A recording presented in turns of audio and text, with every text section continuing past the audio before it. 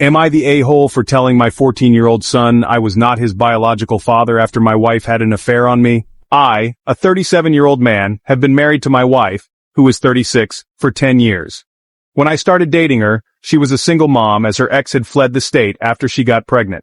My wife never wanted to tell our son that I was not his biological father. She wanted to wait till he was an adult in his 20s, and we decided on that when we married. I found out last week from one of my friends that my wife was having an affair. I confronted my wife about it. She initially denied it, but after I told her I had physical proof, I lied. She admitted to it. I asked her how long, and she said a few months.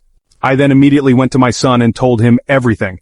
I also told him I was not his biological father, that my wife has a tendency to go for these terrible men, and I made a mistake marrying her. My son was shocked and asked my wife if what I said was the truth. My wife said yes. My son then came over and hugged me and was crying, and I told him I will always consider him my son.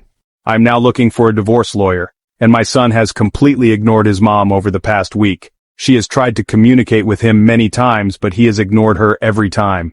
To be honest, I think it will really help me in the custody arrangements during the divorce, as my son's preference will be taken into account. My son just wants nothing to do with his mom right now. However, I do sometimes feel a bit guilty about it, but I then remember that I am the one who is the victim. Am I the a-hole?